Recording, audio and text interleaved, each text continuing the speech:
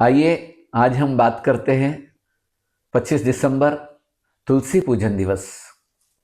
आज समूचे विश्व में तुलसी पूजन की गूंज गूंज रही है और जिसका श्रेय जाता है संत श्री आशाराम जी बापू।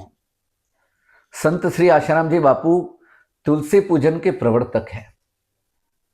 इससे पूर्व क्रिसमस डे मनाने की परंपरा हमारे सनातन धर्म के लोगों में भी चल पड़ी थी, लेकिन बापू की अचूक दृष्टि ने सनातन धर्म में जो वैदिक मार्गदर्शन के साथ में जिस तरह से बापू ने बदलाव किया है उसकी तुलना नहीं की जा सकती है। और भारत की आज़ादी के बाद अगर किसी संत ने समूचे विश्व में मानव मात्र के कल्याण के लिए यदि कोई श्रेष्ठ सबसे ज्यादा कार्य किए हैं वैदिक धर्म का प्रचार प्रसार करने का, तो उसका श्रेय भी संत श्री आशाराम जी बापू को जाता है।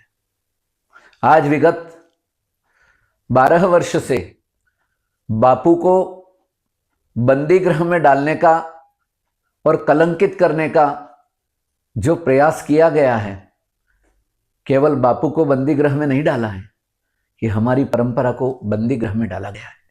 मैं तो कहना चाहूँगा मेरे अनुभव के आधार पर कि बापू निष्कलंक हैं, निर्दोष हैं, गंगा की नाई पवित्र है बापू। और आने वाले समय में देखना ज़्यादा समय तक बापू को कोई जेल में रख नहीं पाएगा, क्योंकि बापू की जो सेवाएं है ना वो हर युवा के हृदय में झकझोर रही है। संस्कृति के रूप में, परंपरा के रूप में, सदाचार के रूप में, संयम के रूप में। न्याय प्रणाली से कहना चाहूँगा कि देर आए दुरुस्त आए, 12 वर्ष के बाद भी आपने 6 महीने के लिए बापू को निजात दिया है, उसके लिए साधुवाद है। और आने वाले समय में बापू अवश्य पूर्ण रूपेण निष्कलंक बाहर आएंगे, यह मेरा सद्भाव है। और मैं समूचे विश्व में जितने भी संप्रदाय के संत हैं, महानुभाव हैं, आचार्य हैं, ब्राह्मण हैं, गुरुकुल के प्राचार्य हैं, उन सभी से कहना चाहूँगा कि तुलसी पूजन अवश्य मनाएं। और 25 दिसंबर तुलसी पूजन के रूप में अवश्य समूचे विश्व में मानव जाति के कल्याण के लिए और भारत को विश्व गुरु बनाने के लिए यह बापू का संकल्प साकार होना चाहिए। और हमारी वैदिक परंपरा अपंग नहीं दिखनी चाहिए, लाचार नहीं दिखनी चाहिए। भारत अवश्य विश्व गुरु बनना चाहिए।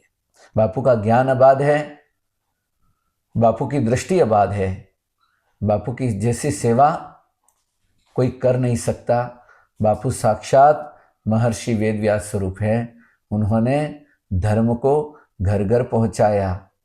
दीन दुखियों को बापू ने सेवा भाव सिखाकर कहीं न कहीं धर्म से जोड़ने का काम किया, तोड़ने का काम नहीं किया है। मैं तो भगवान से प्रार्थना करता हूँ, ठाकुर जी से प्रार्थना करता हूँ कि बापू चिरंजीवी हो, बापू दीर्घायुवान हो, ताकि हम हमारे भारत को बहुत जल्दी विश्व गुरु बनता देख सके। और फिलहाल हम देख भी रहे हैं, आने वाला समय बहुत अच्छा होगा। भारत की आज़ादी के बाद किसी संत पर सबसे ज़्यादा जाति हुई है तो वह संत श्री आशाराम जी बापू और उनके सुपुत्र पर हुई है। और मैं तो प्रार्थना करूंगा हमारी न्याय प्रणाली से कि वे जल्द से जल्द बापू और पूज्य नारायण साईं जी को रिहा करें और निष्कलंक रिहा करें, क्योंकि ऐसे संत हमारी विरासत हैं, ऐसे संत हमारी धरोहर हैं और ऐसे संत समाज को न जाने कितनी प्रेरणा देते हैं। ऐसे संत बंदी गृह में नहीं होने चाहिए और ऐसे संतों को बहुत जल्दी बाहर लाना चाहिए। और ये प्रयास करना चाहिए कि आने वाले समय में कोई भी ऐसे संत जो समाज की सेवा करते हो, राष्ट्र की सेवा करते हो, वह बंदी गृह में न डाले जाए। आप सभी को तुलसी पूजन दिवस की खूब खूब शुभकामनाएं, खूब खूब मंगल कामनाएं। तुलसी हेम रूपां च रत्न रूपां च मंजरीं भवमोक्ष प्रदां तुभ्यं अर्पयामि हरि प्रिया।